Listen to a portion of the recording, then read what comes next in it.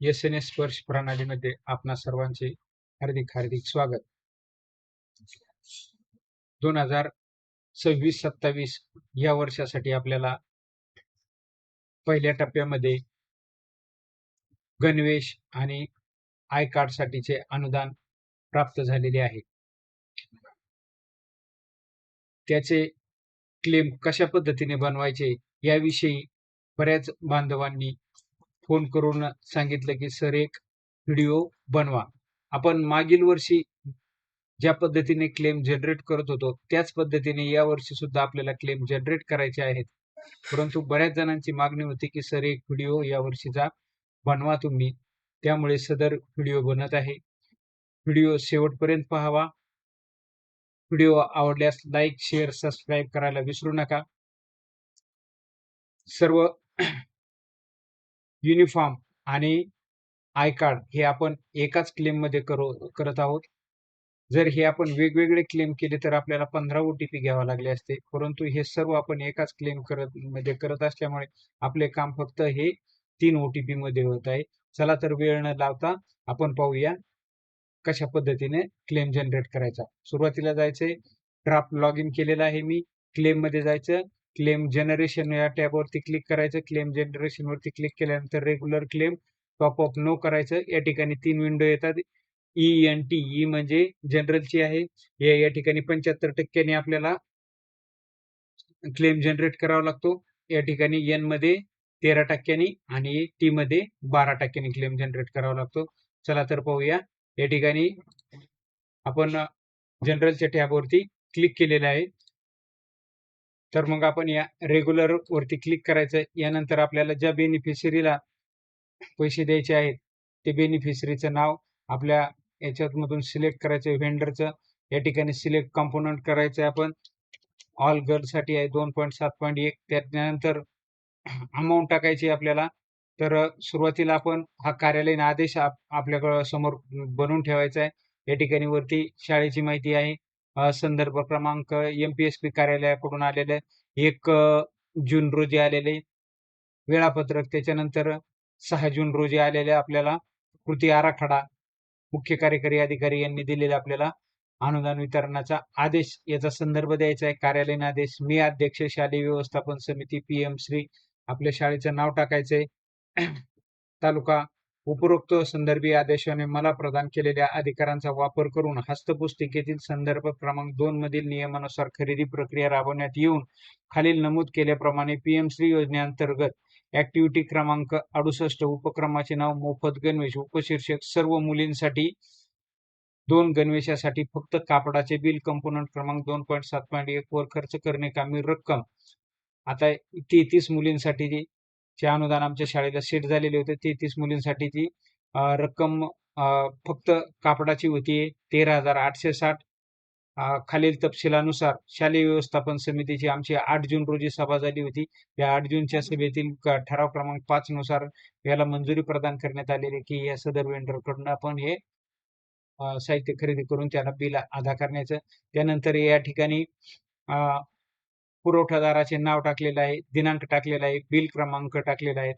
मित्रांनो, या ठिकाणी आपण जो बिल क्रमांक टाकलेला आहे तो बिल क्रमांक दुकानदाराकडून आपण जे बिल घेतो त्याच्यावरती जो क्रमांक असतो तो बिल क्रमांक या ठिकाणी टाकायचा आहे.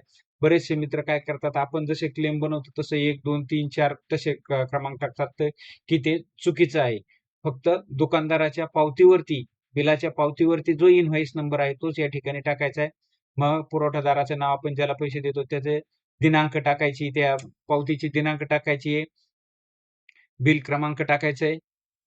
आणि या ठिकाणी जनरल, SC, ST, जनरलची रक्कम, SC ची रक्कम, ST ची रक्कम या ठिकाणी काढून ठेवायची आहे. आणि ही याच पद्धतीनं परत मग आता दुसरा 69 नंबरच्या ऍक्टिव्हिटी मध्ये BPL मुलांसाठी त्याचं 2.7.4 त्याचा पण जनरल SC ST बिलाचा क्रमांक, दिनांक, बिलाचा क्रमांक जनरल SC ST करायचे. त्याच्यानंतर ऍक्टिव्हिटी क्रमांक 70 मोफत गणवेश अनुसूचित जातीच्या मुलांसाठीचे 2.7.3 त्याचा कंपोनंट क्रमांक आहे. त्याच्यानंतर अनुसूचित जमातीच्या मुलांसाठीचा त्याचा कंपोनंट क्रमांक 2.7.2 आहे. त्याचं पण जनरल SC ST चं विवरण करायचंय. आता हे झाले कापडाचं. त्याच्यानंतर शिलाईसाठीचं सर्व मुलींसाठीचं 33 मुलींसाठीचं शिलाईचं बिल आहे 2.7.1 कंपोनंट तोच येईल. या ठिकाणी पुरवठादाराचे नाव, दिनांक येईल आणि बिल क्रमांक येईल. जनरल एस-सी एस-टीची विवरण येईल. त्याच पद्धतीने हे जसं केलंय त्याच पद्धतीनं बीपीएलचं पण 2.7.4 2.7.3 ला अनुसूचित जातीचे मुलं येतं. 2.7.2 या कंपोनंट क्रमांकला अनुसूचित जमातीची मुलं येतं. त्याच्यानंतर ऍक्टिव्हिटी क्रमांक 46 उपक्रमाचं नाव आहे आणि नाविन्यपूर्ण उपक्रम 617 मुलांसाठी ओळखपत्र व बॅच. त्याचा कंपोनंट क्रमांक 1.12.34 त्याची रक्कम 61,700. त्याचं जनरल एस-सी एस-टी या पद्धतीने विवरण करून ठेवायचंय आणि अशा पद्धतीने आपल्या समोर तर या ठिकाणी आपण वेंडर निवडलेला आहे, त्याचा कंपोनंट क्रमांक निवडलेला आहे आणि कंपोनंट क्रमांक मधील आपली रक्कम या ठिकाणी जनरलची रक्कम आपण पाहायची आहे.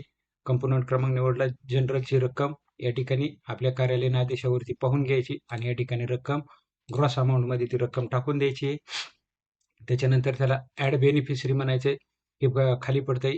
त्याच्यानंतर आपल्याला परत काय करायचंय, व्हेंडर निवडायचा आहे. कंपोनंट क्रमांक आपला परत बीपीएल मुलांचा आहे, तो कंपोनंट क्रमांक निवडायचा आहे. बीपीएल मुलांची जनरलची रक्कम पाहून घ्यायची आहे, ती या ठिकाणी टाकून द्यायची आहे आणि ऍड बेनिफिशरी करायचे. बीपीएल झालं. त्याच्यानंतर आपल्याला पुन्हा परत व्हेंडर निवडायचं आहे, कंपोनंट निवडायचं आहे आपल्याला एसटी.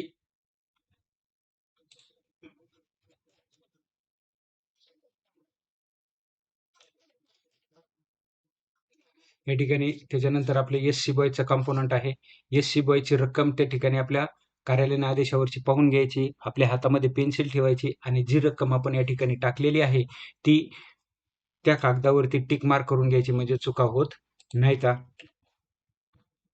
त्याच्यानंतर पुन्हा आता आपले झाले 3 झालेत, बीपीएल बॉय झाले, ऑल गर्ल झाले, एस-सी बॉय झाले. आता एस-टी चे राहिलेले आहेत आपल्याला.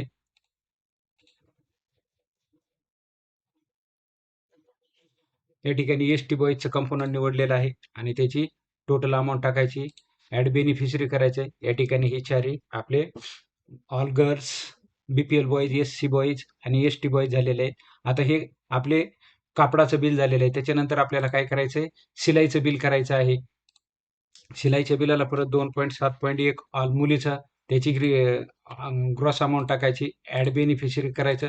पुन्हा परत आपल्याला या ठिकाणी व्हेंडर निवडायचा, कंपोनंट निवडायचा. बीपीएल वायचा होता, बीपीएल वायचा कंपोनंट निवडला आपण, या ठिकाणी ऍड बेनिफिशरी केलं.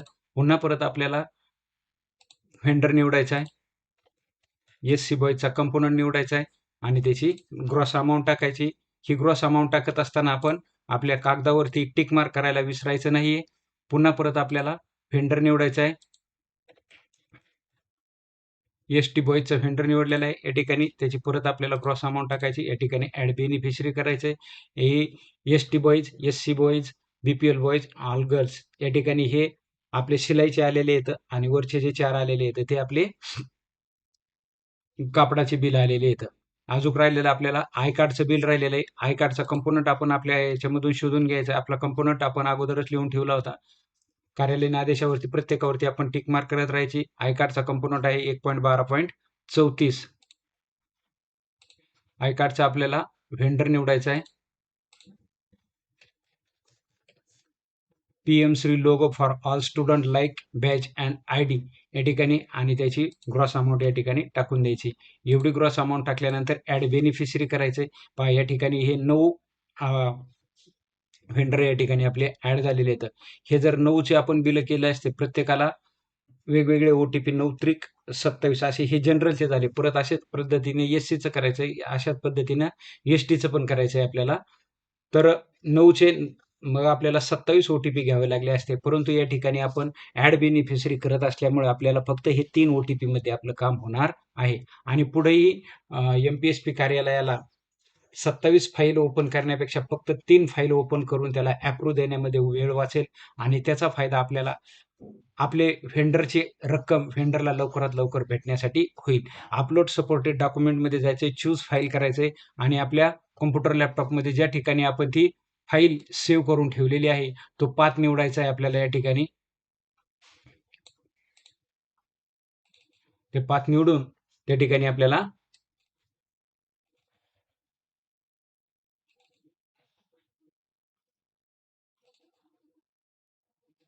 ती फाईल आपल्याला या ठिकाणी हे करायचे आणि हे केल्यानंतर आपल्याला जनरेट क्लेम या बटनावरती क्लिक करायचे. जनरेट क्लेम या बटनावरती क्लिक केल्यानंतर आपला क्लेम हा जनरेट होईल आणि जनरेट झालेला क्लेम आपल्याला या ठिकाणी अशा पद्धतीनं दिसेल. आपल्याला दिसल्यानंतर आपण तो तपासून पाहायचा आहे. आपल्या मागणी पत्रावरती जी रक्कम आलेली आहे ती आपल्या कार्यालयीन आदेशावरतीच आहे का हे शोधायचंय आणि तशा पद्धतीने जर चूक झाली असली तर तो क्लेम आपण डिलीट करू शकतो. आता आपण जनरलचा क्लेम पाहिला 75%चा. त्याच्यानंतर आपल्याला एससीचा 13% क्लेम पाहायचा. रेग्युलर क्लेम टॉपअप नो निवडायचे आणि या ठिकाणी हे एससीच्या एनच्या स्कीमवरती क्लिक करायचे. परत या ठिकाणी रेग्युलर क्लेम बेनिफिशरी निवडायचे, कंपोनंट निवडायचे, ग्रॉस अमाऊंट टाकायचे, ऍड बेनिफिशरी करायचं. पुन्हा परत कंपोनंट व्हेंडर निवडायचा, कंपोनंट निवडायचा, अमाऊंट टाकायची, ऍड बेनिफिशरी करायचं. या पद्धतीने आपण सर्व क्लेम जनरेट करू शकतो. तर आता हे जनरेट झालेले क्लेम आपल्याला अप्रूव्ह कसे करायचे हे पाहू. तर या ठिकाणी आपल्याला क्लेम अप्रूव्ह करण्यासाठी फायनल लॉग इन करायचंय, चेकर लॉग इन करायचंय. चेकर लॉग इन झाल्यानंतर आपण या ठिकाणी क्लेममध्ये जायचंय. क्लेममध्ये गेल्यानंतर अप्रूव्ह क्लेम या टॅबवरती जायचंय. अप्रूव्ह क्लेम या टॅबवरती गेल्यानंतर आपल्याला या ठिकाणी ही ड्राफ्टमध्ये क्लेमची संख्या निळ्या अक्षरात दिसते. त्या निळ्या अक्षरावरती क्लिक करायचंय. निळ्या अक्षरावर क्लिक केल्यानंतर हा क्लेम नंबर आपल्याला या ठिकाणी दिसेल. त्या क्लेम नंबरवरती क्लिक करायचे. क्लेम नंबरवरती आपण क्लिक केल्यानंतर आपण जेवढे काही बेनिफिशरी ऍड केले होते ते सर्व आपल्याला या ठिकाणी दिसतील आणि त्याला अप्रूव्ह क्लेम म्हणायचंय. अप्रूव्ह क्लेम म्हटलं की त्या परत आपल्याला ते हे आपल्या समोर दिसेल आणि आपण जी काही फाईल अपलोड केली होती, आपला जो काही कार्यालयीन आदेश आपण अपलोड केलेला होता, तो कार्यालयीन आदेश सुद्धा आपल्याला या ठिकाणी दिसेल.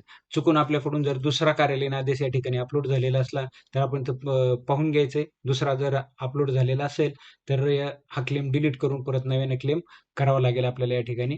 तर अशा पद्धतीने आपण हे सगळं प्रत्येक वेळेस तपासून पाहायचंय आणि प्रत्येक वेळेस प्रत्येक टप्प्यावर तपासलं तर चुका होणार नाहीत. या ठिकाणी मग आपण याला अप्रूव्ह हा क्लेम आपण अप्रूव्ह केलेला आहे. आपल्याला आता ई हस्ताक्षर करायचं या क्लेमचं. या ठिकाणी हे जे ई हस्ताक्षरचं बटन आहे या बटनावर क्लिक न करता या बटनावर क्लिक करून ई हस्ताक्षरची पुढची प्रोसेस होत नाही. तर त्यासाठी आपल्याला परत हे डाव्या बाजूला जे काही ऑप्शन आहे त्या ऑप्शन मधील हे ई हस्ताक्षर हे बटन आहे. या ई हस्ताक्षरवरती क्लिक करायचं. ई हस्ताक्षरवर क्लिक केल्यानंतर आपल्याला हे युनिक क्लेम नंबरचं दिसेल. क्लेम किती नंबरचा आहे तो CSS कोड, SLS कोड दिसेल आपल्याला आणि व्ह्यू क्लेम PDF. या व्ह्यू क्लेम PDF वरती केल्यानंतर हायपरलिंक दिसेल. त्या हायपरलिंकने PDF वर क्लिक केलं की आपल्याला हे आपण जनरेट केलेला क्लेम या ठिकाणी आपल्याला दिसेल. आपल्याला दिसल्यानंतर आपण परत एकदा या ठिकाणी आपल्याला सगळं तपासायला येईल. तपासून परत एकदा वाटलं तर तपासून परत एकदा पाहायचंय आणि त्याच्यानंतर सगळ्यात शेवटी खाली ई हस्ताक्षर हे बटन आहे. या ई हस्ताक्षर या बटनावरती क्लिक केल्यानंतर या ठिकाणी यावर्षी आता बदल झालेला आहे. वेगळ्या प्रकारची मागच्या वर्षी वेगळ्या प्रकारची विंडो होती. यावर्षी ती विंडो येत नाही. या ठिकाणी हा जाहीरनामा आहे. कृपया दस्तऐवज वाचून संमती द्या.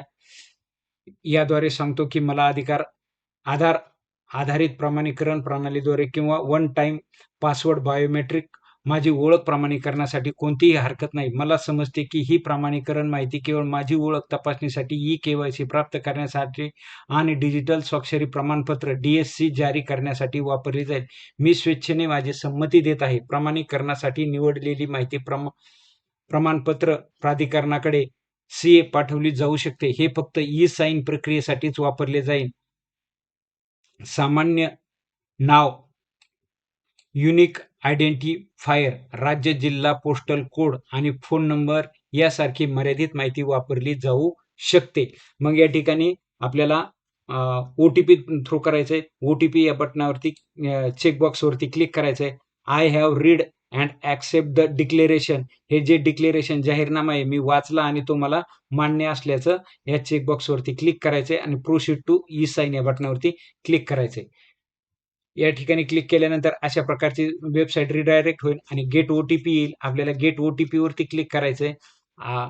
अध्यक्ष यांच्या आधारला जो मोबाईल नंबर अटॅच आहे त्याच्यावरती ओटीपी जाईल. या ठिकाणी आलेला ओटीपी टाकायचा आहे. चेकबॉक्स वरती क्लिक करायचं आणि सबमिट बटनावरती क्लिक करायचं. या पद्धतीने आपण आपला क्लेम जनरेट करू शकतो. मित्रांनो, आपल्याकडून सर्व प्रोसेस झाली आणि नंतर आपल्या लक्षात आले की आपल्याकडून क्लेम चुकलेला आहे, तर तो क्लेम डिलीट कसा करायचा याची माहिती आता आपण पाहणार आहोत. या ठिकाणी क्लेम मध्ये जायचंय. क्लेम मध्ये 3 सब टॅब आहेत: अप्रूव्ह क्लेम, ई हस्ताक्षर आणि क्लेम डिलीट. त्यासाठी लॉग इन हे आपल्याला फायनलचं असलं पाहिजे, म्हणजे चेकरचं असलं पाहिजे. या क्लेम डिलीट वरती क्लिक करायचंय. क्लेम डिलीट वरती क्लिक केल्यानंतर आपल्याला कुठल्या प्रकारचा क्लेम डिलीट करायचा आहे, अप्रूव्ड क्लेम मधला डिलीट करायचा, तर या ठिकाणी हे करायचंय. तर आता हा अप्रूव्ड क्लेम मला डिलीट करायचा आहे. हे क्लेमवरती हे करायचंय, त्याला डिलीटेड रिमार्क द्यायचा आहे.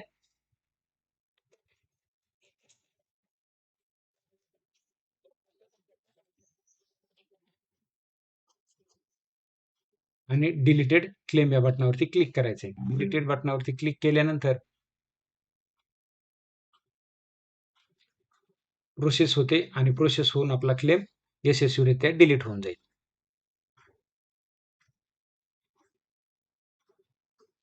या ठिकाणी आपला क्लेम या पद्धतीनं डिलीट झालेला आहे.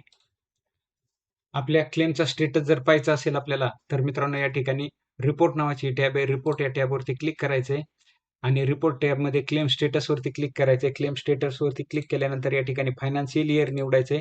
फायनान्शियल इयर निवडल्यानंतर या ठिकाणी पहा टोटल नंबर ऑफ क्लेम 1 आहेत, अप्रूव्ड क्लेम 1 आहेत, ई सिग्नेचर 1 आहेत आणि अटॅच टू बिल काउंट अजूनपर्यंत झालेले नाहीत. ज्यावेळेस आपले claim attach to bill count झालेले असतात त्यावेळेस आपण पाठवलेले क्लेम हे एमपीएसपी कार्यालयाकडून सायबर ट्रेझरीकडे मंजुरीसाठी पाठवलेली जातात. त्या ठिकाणी सायबर ट्रेझरीने मंजुरी दिल्यानंतर आरबीआय कडे जातात आणि आरबीआय कडून नंतर मग व्हेंडरच्या अकाउंटवरती रक्कम जमा होत असते. तर मित्रांनो या ठिकाणी लक्षात ठेवायचे, हे आपली क्लेमची संख्या सर्व ठिकाणी सारखीच आली पाहिजे, जनरल, एससी आणि एसटी मध्ये. जर या ठिकाणी आपल्याला दिसते ह्या विंडोमध्ये जर संख्या समान नसेल तर आपण कुठंतरी चूक केलेली आहे हे लक्षात येतं. ह्या चुका आपण शोधायच्यात आणि त्या पद्धतीने ते क्लेम डिलीट करायचे किंवा आपली चूक सुधारायची. धन्यवाद मित्रांनो. व्हिडिओ आवडल्यास लाईक, शेअर, सबस्क्राईब करायला विसरू नका. काही सूचना असतील तर कमेंट बॉक्समध्ये नक्की कळवा. आपल्या सूचना मला पुढील कार्य करण्यासाठी प्रेरणा देतात. ही प्रणाली समजून घेण्यात किंवा आपणास समजून सांगण्यात माझ्याकडून जर काही चूक झाली असेल तर ती लक्षात आणून द्यावी आणि जे योग्य आहे तेच आपण स्वीकारावे, बाकीचे सोडून द्यावे. धन्यवाद.